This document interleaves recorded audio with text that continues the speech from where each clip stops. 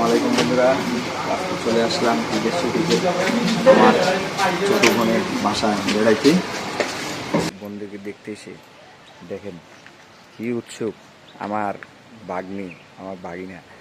ওরা বাসা থেকে আগে এসে মামার লগে দেখা করবে, ওদের দোকান আছে, ওদের দোকানের সামনে এসে বসে গেছে। দেখেন, এই দেখতে পাচ্ছেন, ওটা হলো আমার ভাগ্নি, ওটা হলো আমার ভাগিনা, ছোট ভাগিনা। ওর বড় আরেকজন আছে, ও হলো দোকানে আছে, ওর দোকানটা দেখতেছে, এটা ওদের দোকান।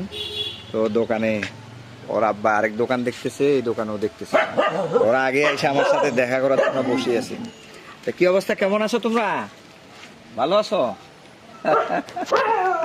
হ্যাঁ, মামা আসমু শুনছো, খুশি না? অনেক খুশি।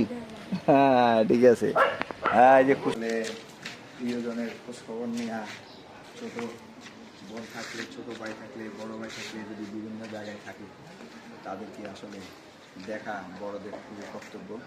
তো এই জন্যই আজকে আসলে চলে আসলাম।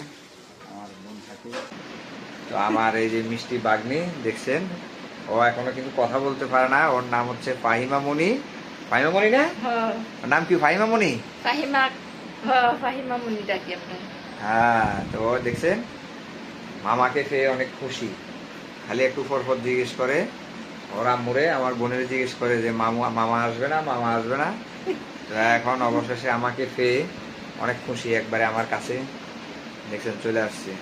হ্যাঁ, তুমি খুশি হয়েছো? মামা এসে খুশি হয়েছো?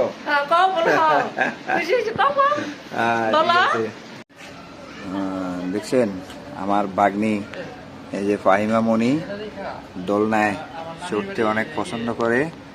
আজকে মামাকে পেয়ে মামার সাথে দোলনায় ছুটবে, এই জন্য এই যে আমাকে দোলনায় নিয়ে আসছে। দেখেন, দোলনায় নিয়ে আসছে আমাকে, আমার সাথে দোলনায় উঠবে।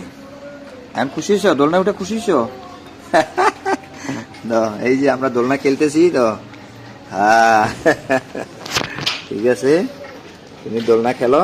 এখন মামা একটু তোমার